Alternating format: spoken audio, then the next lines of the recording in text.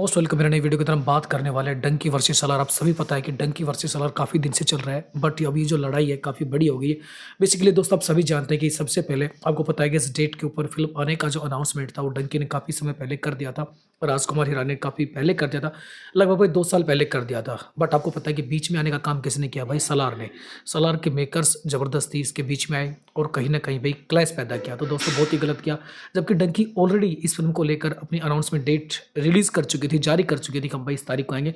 But Salaar ज़बरदस्ती आया और खामख़ा मैदान में कूदकर एक प्रकार से माहौल को ख़राब किया और दोनों फ़िल्मों के जो क्लैश होना था उसको भी ख़राब किया। बट बेसिकली अब हमें पहले पता था कि स्क्रीन काउंट को लेकर काफ़ी झगड़ा होगा, तो बेसिकली अब वो चीज़ें निकल कर भी सामने आ गई है कि स्क्रीन काउंट को लेकर दोनों फ़िल्मों के बीच में ज़बरदस्त फ़ाइटिंग चल रही है। जी हाँ दोस्तों, बट नॉर्थ इंडिया में आप सभी जानते हैं कि नॉर्थ इंडिया के अंदर कितना बड़ा मार्केट है और भाई नॉर्थ इंडिया खुली सपोर्ट कर रहा है शाहरुख खान के। को पता है कि शाहरुख खान की 2 बड़ी फ़िल्मों ने कितना भयंकर कलेक्शन किया था, 1000 करोड़ का कलेक्शन किया, तो ये बात पीवीआर सिनेमा भी जानते हैं। जी हाँ दोस्तों, यहाँ पर पीवीआर ने खुला सपोर्ट कर दिया कि वो अपनी जो यहाँ पर है नॉर्थ इंडिया के अंदर बेसिकली वो अपना जो पूरा सपोर्ट है वो डंकी के साथ देते हैं। और उन्होंने सलार को रिजेक्ट कर दिया कि वो पीवीआर वगैरह में सलार वगैरह नहीं दिखाएंगे। तो बेसिकली पीवीआर जो सिनेमा है उनमें सिर्फ डंकी चलेगी। उन्होंने खुला कर दिया कि हम भाई डंकी का सपोर्ट करते हैं।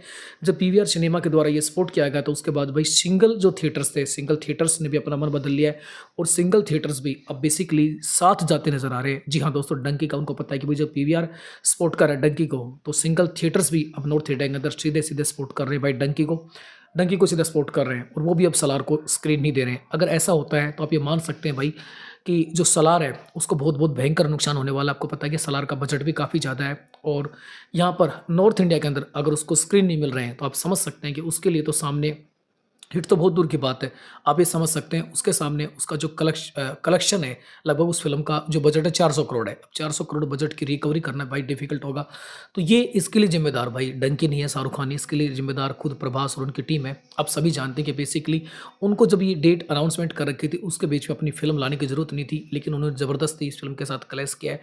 आप इस फ़िल्म को 15 दिन बाद रिलीज़ कर सकते थे, 15 दिन पहले रिलीज़ कर सकते थे, लेकिन भाई सलार और जो मेकर्स हैं उन्होंने ज़बरदस्ती क्लैश किया है। तो ये आप जानते हैं कि नॉर्थ इंडिया के अंदर आपको पता है कि शाहरुख खान का कितना बड़ा जलवा है, ओवरसीज़ के अंदर कितना बड़ा जलवा है। तो भाई ऐसे माहौल के अंदर आप ये बहुत बड़ी गलती कर रहे हैं कि उनसे टकरा रहे थे। और आपको पता है कि नॉर्थ इंडिया के अंदर जितने भी डिस्ट्रीब्यूटर्स हैं और पीवीआर सिनेमा है या सिंगल थिएटर्स हैं, उनके अंदर सिर्फ एक ही नाम चलता है भाई, एसआरके का नाम चलता है। तो बेसिकली अब सलार को काफ़ी ज़्यादा नुकसान झेलना पड़ेगा और मुझे लगता है कि अब नॉर्थ इंडिया से अगर उसके पास कलेक्शन नहीं आ रहा तो कलेक्शन आप मान भी नहीं सकते हैं। हाँ, इतना ज़रूर हो सकता है कि जो चलेगी कौन सी फ़िल्म, तो भाई जिस फ़िल्म की भी कंटेंट में दम होगा वो फ़िल्म चलेगी। जी हाँ दोस्तों, ये आप कन्फर्म मान सकते हैं। अगर डंकी का कंटेंट अच्छा हुआ तो भाई डंकी 1000 करोड़ क्या 2000 करोड़ भी कमा लेगी। अगर सलार के कंटेंट में दम हुआ तो सलार भी भाई कितना भी कलेक्शन कर सकती है।